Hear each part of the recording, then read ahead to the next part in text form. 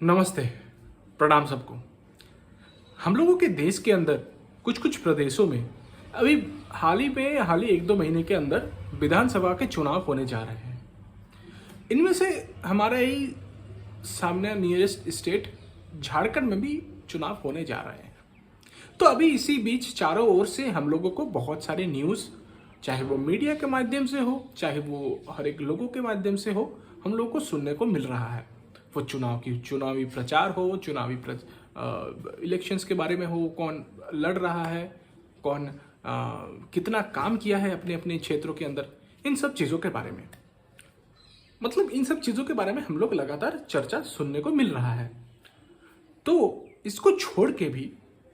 कुछ बहुत गंभीर मुद्दे हैं जिन सब चीज़ों के बारे में बातचीत होना चाहिए और क्या एक्शंस लिया गया है, चाहे वो सेंट्रल गवर्नमेंट के तरफ से ही हो और चाहे वो झारखंड की ये जेएमएम सरकार की तरफ से ही हो।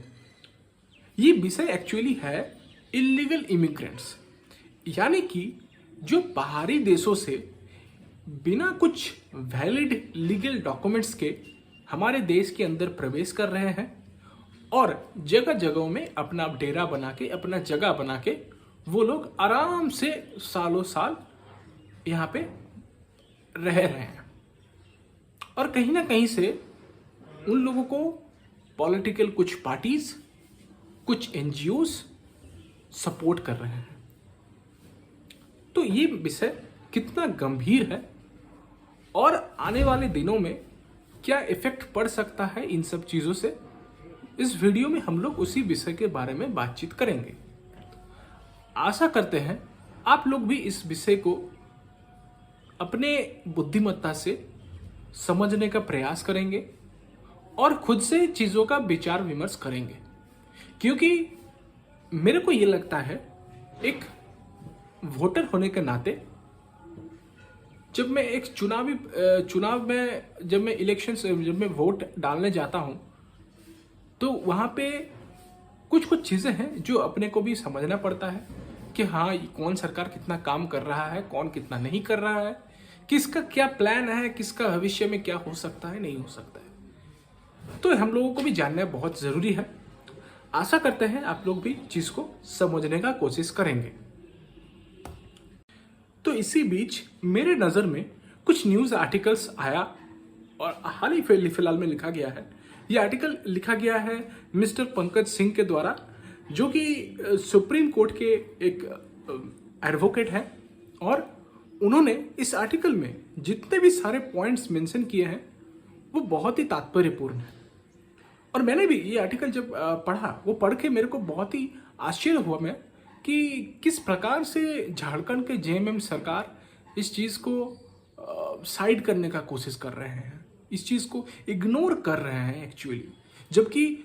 सेंट्रल गवर्नमेंट की तरफ से सपोर्ट किया जा रहा है। सेंट्रल गवर्नमेंट की तरफ से बार बार इस चीज़ को लीगली इस चीज़ के ऊपर प्रेशर डाला जा रहा है कि इसको आइडेंटिफाई किया जाए, इस चीज़ को गंभीर रूप से लिया जाए। तो ऐसा है, साल 2017 में मिनिस्ट्री ऑफ होम अफेयर्स के द्वारा कुछ डायरेक्टिव इशू किया गया है ऑल स्टेट्स को, भारत के अंदर जितने भी सारे राज्य हैं उन सबको इशू किया गया है कुछ डायरेक्टिव कि जो रोहिंग्या रेफ्यूजीज हैं, जो इलीगल इमिग्रेंट्स हैं, उन लोगों को आइडेंटिफाई किया जाए और वेरीफाई किया जाए और फिर उसके बाद उन लोगों के ऊपर कानूनी तरीके से लीगली एक्शंस लिया जाए। और इस बात को झारखंड के सीआईडी ने, यानी कि क्राइम इन्वेस्टिगेशंस डिपार्टमेंट ने, इस बात को एक्नॉलेज किया है कि नहीं, झारखंड के अंदर ये एक बहुत मेजर प्रॉब्लम है। और ये बात सिर्फ एक कोई जगहों में नहीं है। ऐसा नहीं है कि झारखंड के अंदर सिर्फ रांची हो गया, धनबाद, बोकारो हो गया, एक ऐसा जगह नहीं। झारखंड के कई सारे इलाकों में, बहुत सारे क्षेत्रों के अंदर ये लोग ऐसे रह रहे हैं और कई सालों से ये रह रहे हैं,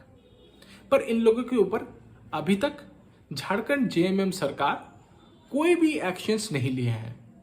जबकि सेंट्रल गवर्नमेंट के तरफ से बहुत सारे लीगली तरीके से बहुत बार इवेंट्स मीटिंग भी हुआ है। मैं आगे बातचीत करूंगा इस विषय में।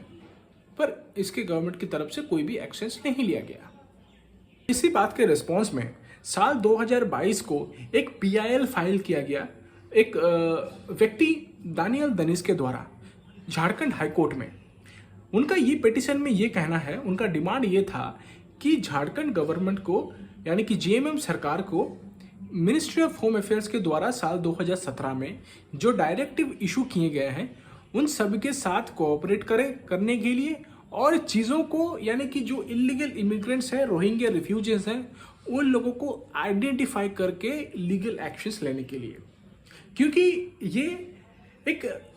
सिक्योरिटी लेवल पे और गवर्नेंस लेवल पे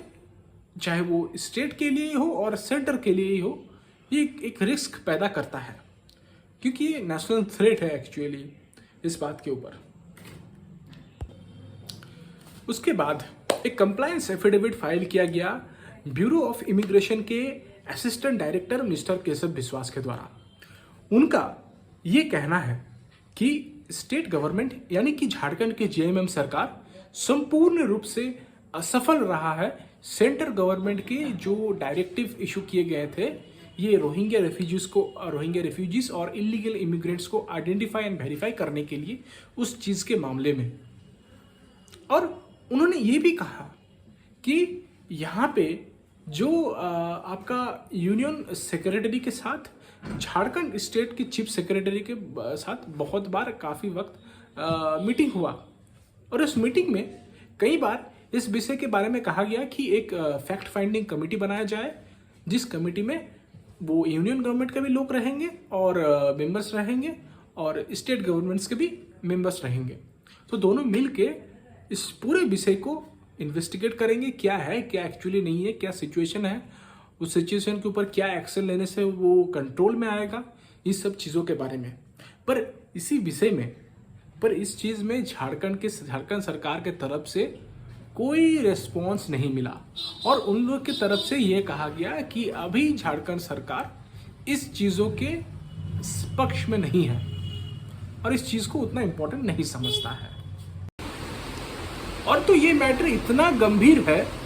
कि कल हमारे माननीय vice president sir Jagdeep Dhankhar ji ने भी इस बात के कुछ पॉइंट्स को मेंशन किया कि कैसे जगहों में ये डेमोक्रेसी चेंज इस जगह का एक पॉलिटिकल एक किला बन जाता है, सिर्फ मतलब पॉलिटिकल फायदे के लिए ये चल रहा है और यहाँ पे डेमोक्रेसी का और इलेक्शंस का कोई भी मतलब नहीं बनता है। तो इन सारी चीज़ों के बाद हम लोगों को ये समझ में आ सकता है कि किस प्रकार से झारखंड JMM सरकार इस पूरे गंभीर विषय को समझने के लिए, इस पूरे गंभीर विषय को बिल्कुल भी इग्नोर करने के लिए लगा पड़ा है, सिर्फ अपने वोट बैंक के लिए। चाहे वो देश के लिए खतरा हो, देश नेशनल सिक्योरिटी का बात हो, चाहे वो स्टेट की सिक्योरिटी का बात हो, स्टेट में रहने वाले बाकी सब जो लोग रह रहे हैं वहाँ पे उन लोगों का ही बात हो। इन सब चीज़ों के अलावा वो लोग सिर्फ अपना पॉलिटिक्स के बारे में चिंतित हैं और इसके बारे में और कुछ बताना ही नहीं है। क्योंकि ये जो आर्टिकल लिखा गया है मिस्टर पंकज सिंह के द्वारा, ये आर्टिकल एक्चुअली दर्शाता है कि किस प्रकार से झारखंड सरकार एकदम असफल रहा इन सारी चीज़ों को कंट्रोल करने के लिए, जबकि सेंट्रल गवर्नमेंट के तरफ से बहुत सारे एक्शंस लिए गए,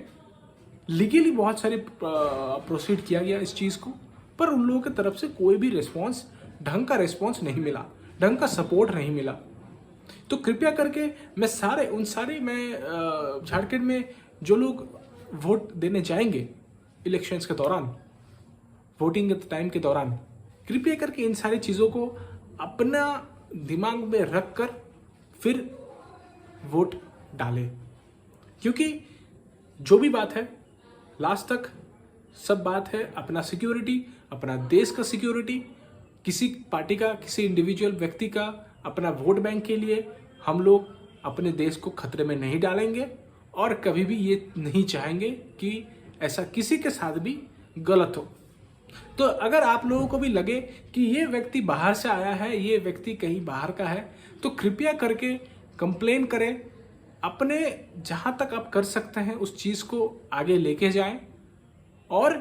देश का सुरक्षा को मुद्दे नजर में रखते हुए अपना कामकाज करें। बस, जय हिंद।